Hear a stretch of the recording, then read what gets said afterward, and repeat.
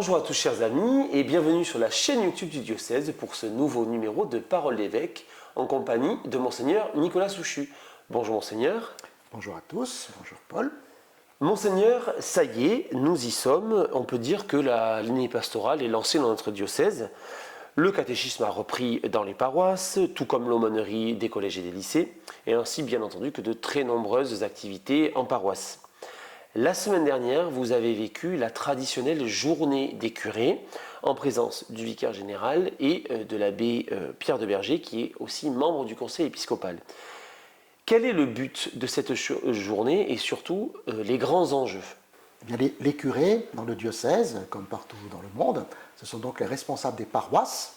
Et donc dans le diocèse, ils sont responsables soit d'une paroisse ou de plusieurs paroisses dans le cadre d'un ensemble pastoral. Donc c'est avec eux que chaque année, nous faisons un point au début de l'année pour donner un petit peu les objectifs de cette année. Donc à la dernière réunion des curés, nous avons fait un petit point sur l'actualité du diocèse. Ensuite sont venus nous voir l'économe diocésain, et puis vous-même, Paul, comme responsable de la communication et aussi membre de l'équipe du denier de l'Église, pour justement parler de ces affaires économiques, où on sent bien que si les curés, pas forcément qu'ils fassent, parce qu'on n'a pas toujours les capacités et les qualités pour le faire, mais qu'ils s'investissent, notamment dans la campagne du denier de l'Église, on s'aperçoit que ça fait de l'effet par rapport aux paroissiens, sinon les choses ne peuvent pas forcément bien évoluer.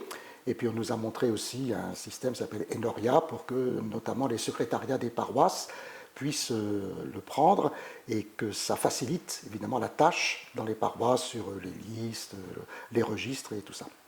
Ensuite, c'était surtout l'après-midi que nous avions un temps, j'allais dire, plus pastoral. Voilà.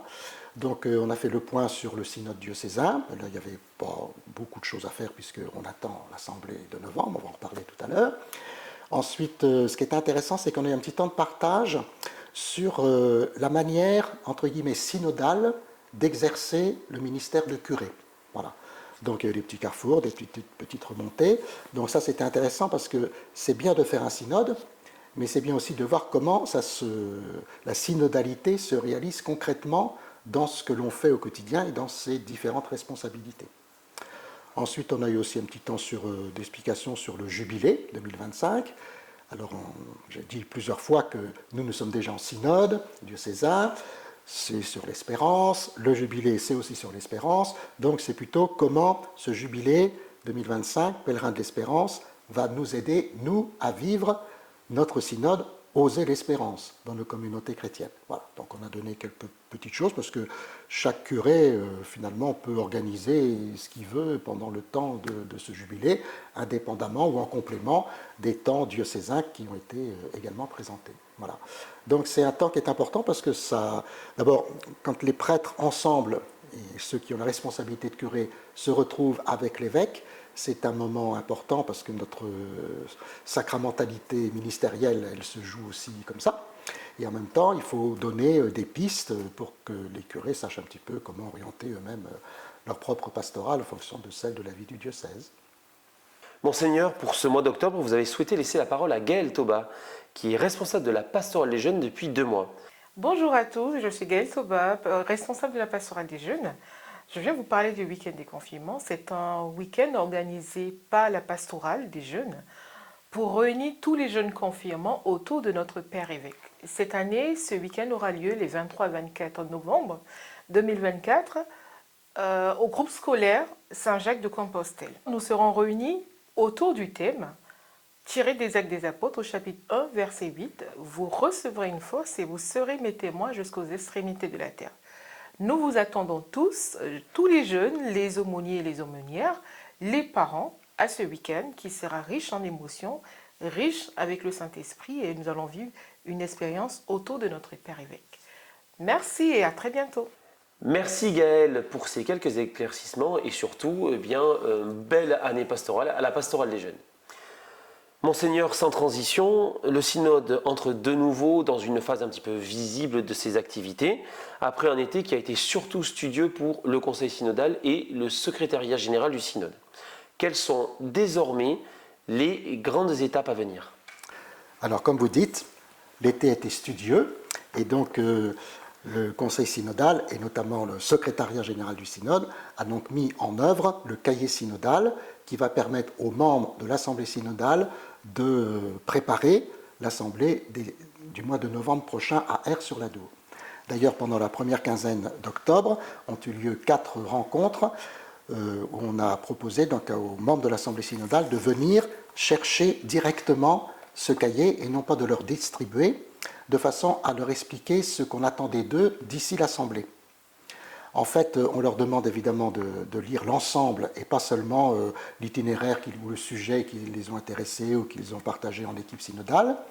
Et puis on leur demande aussi de faire un classement de façon à ce que la première journée de l'Assemblée synodale, le samedi, soit une journée en groupe de travail. Et chaque groupe de travail traitera dans un itinéraire un sujet. Donc il faut un petit peu classer pour qu'on puisse déjà, avant l'Assemblée, prévoir combien il y aura de personnes par groupe de travail.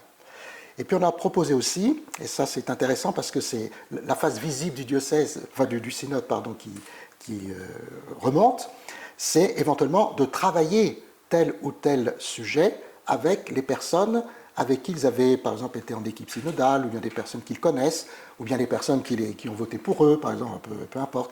Voilà, pour que ce n'est pas un travail là de tout le diocèse, il y aura une deuxième série d'équipes synodales en janvier-février, après l'Assemblée de novembre, mais c'est quand même pour préparer, c'est les membres de l'Assemblée synodale qui seront amenés à faire des choix d'orientation déjà, pour qu'elles soient affinées par la suite, et qu'elles puissent être votées en mai.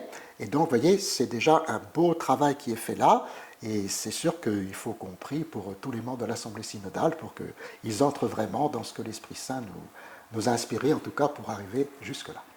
Pour terminer cette rencontre, Monseigneur, que souhaitez-vous dire Hollandaises et Hollandais à 15 jours de la Toussaint? Je dis ce que je dis tous les ans, et c'est comme si c'était de l'eau qui tombait sur les plumes d'un canard, mais ça fait des siècles que ça dure. La Toussaint n'est pas le jour de la fête des morts. La Toussaint, c'est la fête de tous les saints. Et c'est ça qui nous donne l'espérance. Il ne faut pas mettre les morts d'abord et éventuellement l'espérance après. Il faut d'abord mettre l'espérance de façon à ce qu'on comprenne pourquoi le lendemain de la Toussaint, on prie pour nos morts. Alors je sais bien que la Toussaint, c'est un jour férié et que le jour le 2 novembre n'est pas toujours ni un samedi ni un dimanche. On est d'accord. Mais il ne faut pas aussi qu'on joue le jeu de cela. Et donc il faut vraiment entrer dans cet esprit, et j'insisterai particulièrement cette année en disant que finalement, la Toussaint, c'est une fête de l'espérance. Et nous, qui avons notre synode, osons l'espérance, le synode romain à Rome sera terminé à la Toussaint, donc on saura déjà un petit peu ce que les membres du synode auront proposé au pape, et puis nous nous préparons donc cette année, comme on l'a dit, à Pèlerin de l'Espérance, ce jubilé 2025. Donc il faut vraiment que la Toussaint soit une fête de l'espérance, particulièrement pour nous cette année, ce que je souhaite à chacun d'entre nous. Merci Monseigneur pour ce temps partagé en votre compagnie. Merci à Valérie pour la réalisation et à Julie pour le montage. Nous nous retrouverons maintenant le 15 novembre à quelques heures de la première session de l'Assemblée synodale qui aura lieu, on le répète, à Aire-sur-l'Adour. D'ici là, je vous souhaite à toutes et à tous un très beau mois d'octobre. À bientôt.